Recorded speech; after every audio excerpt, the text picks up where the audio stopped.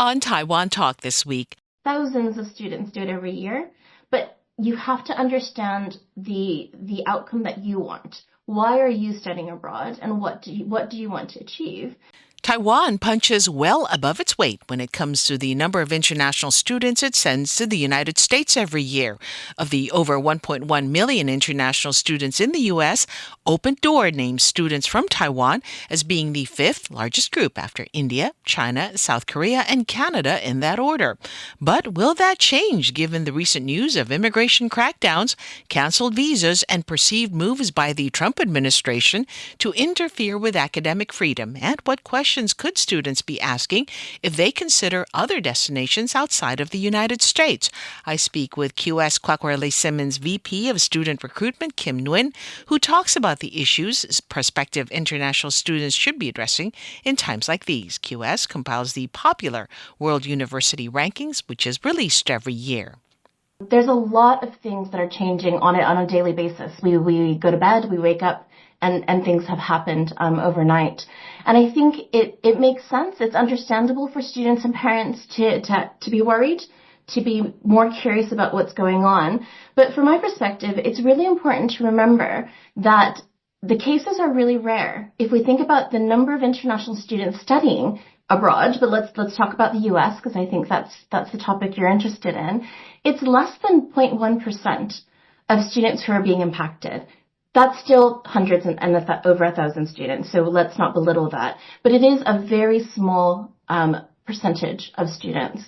So as we should be cautious, as we should continue to do our research comprehensively and robustly, let's make sure that we understand the severity of the situation.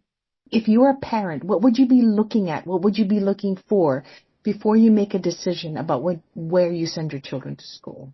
So if we think about our research, so QS does an annual survey. So last year in 2024, we surveyed over 150,000 international students.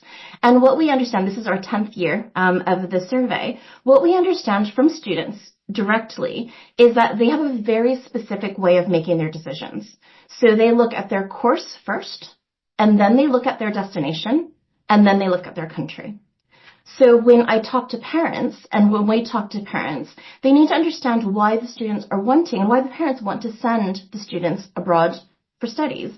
And in the top three is because they're looking for high quality teaching.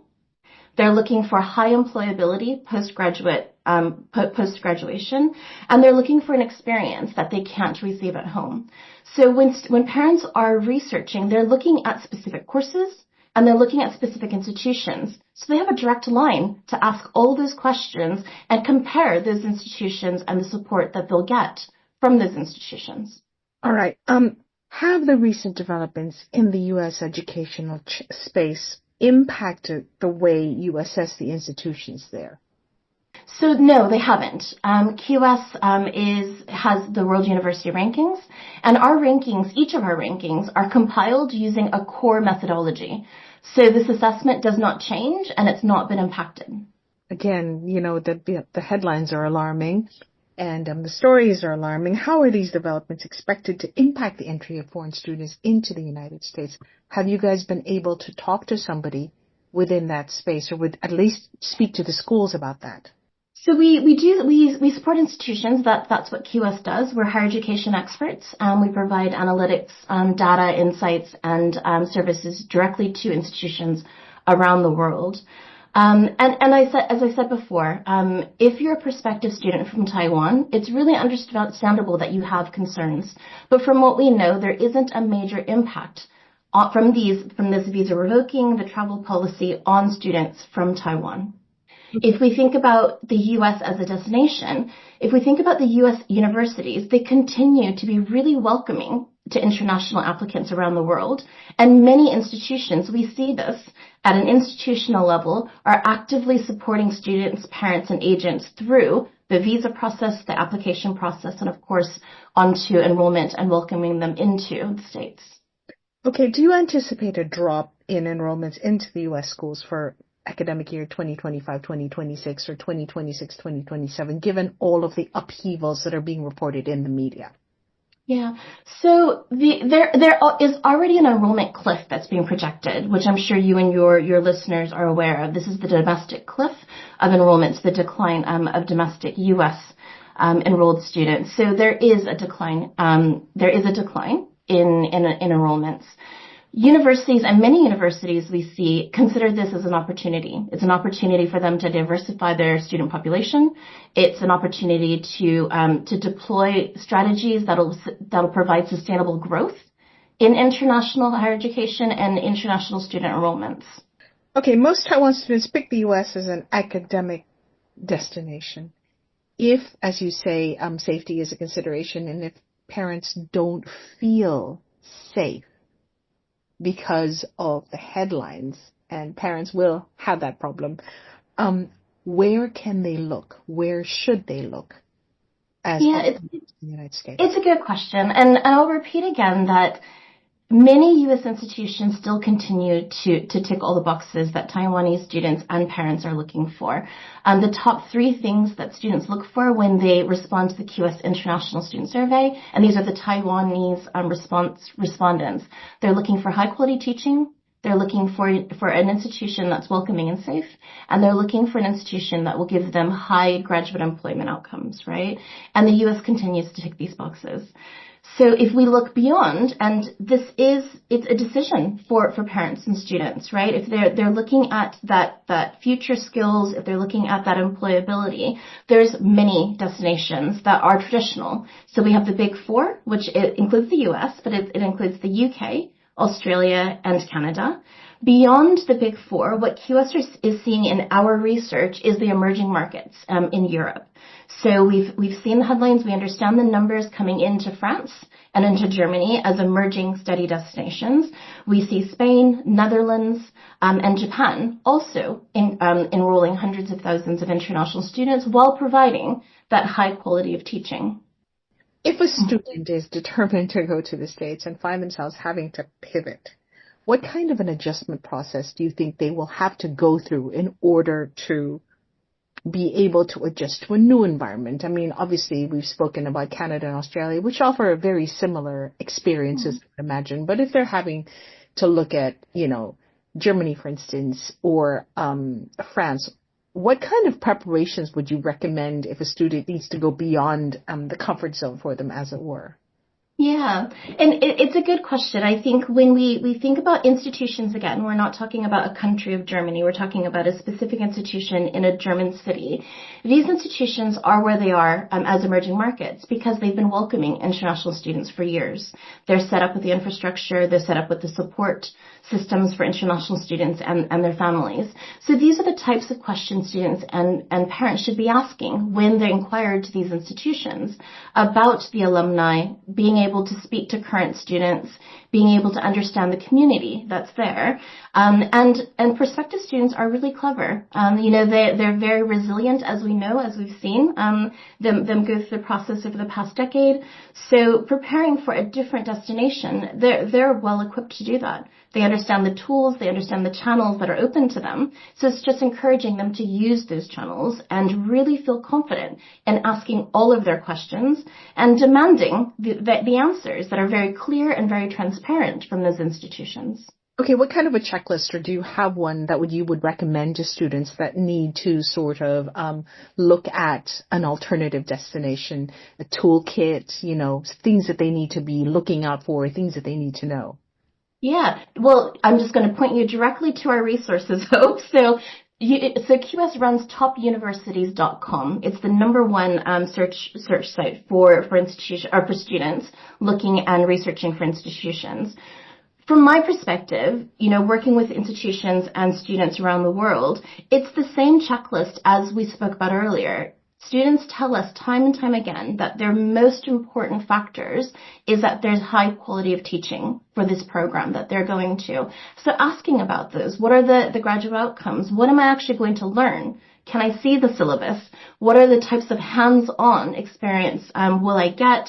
What are the work placements? All of those questions that they know they're going to have to respond to when they're sitting in an interview post their degrees, these are the things they need to be asking when they're researching their institution. So those checklists should cover definitely the top three.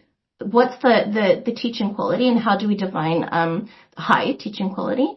How does the institution live up to their reputation of being a graduator of high quality students, and of course the experience the students will have when they're on campus.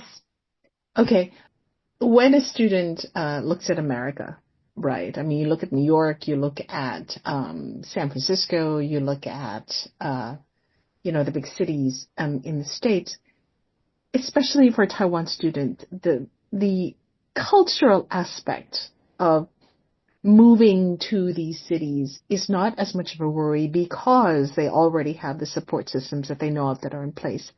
If they move somewhere else, or if they look at other markets and those cultural backups don't exist, how do you recommend they cope? That's a great question. Again, this will come from my own personal, because I've traveled quite a bit and worked and lived in Germany being one of them, but lived in many different cities. And it's about finding the students who are going to make the decision outside of the U.S.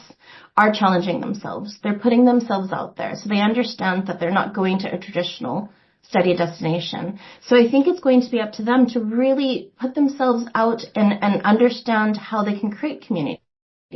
And that community might not look the same as their counterparts in previous years, in these bigger traditional cities.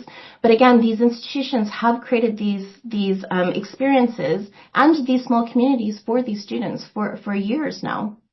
What's the research going to look like in terms of the top colleges and universities going to be, especially in the edition that's coming up for you guys? Yeah, so in October of last year, QS acquired a company called Hardline IQ, and this is a global market intelligence and data platform. So what we're looking to do is really deepen our understanding and our capabilities to forecast global trends of students in and out of destinations, as well as the changing landscape of future skills, because again, employability and graduate outcomes is the number one priority for students. So in our research that we're running in 2025, we do plan to release publications starting from mid-June and end of July. And what we're trying to understand is those trends of global student flows. Where are they going? And then where are they going to? And what are the types of future skills landscape that they're anticipated to go into? So we're looking a bit more macro and looking at the next 10, 15, 20, 30 years so that we can help students and parents, but also institutions plan for the future. Is there an advantage to staying home given all of the instabilities that we're seeing at the moment? It's going to be, again, I come back to what the student wants to achieve, what their outcome is when they finish studying. So students will have very different reasons. Some want to stay abroad and work abroad for a few years. Some want to migrate. Some want to immigrate. Some just want to be able to come back home with a US or a UK or a Canadian experience applied to the companies at home and work there. So it all is going to depend on the course and the career that they're looking for.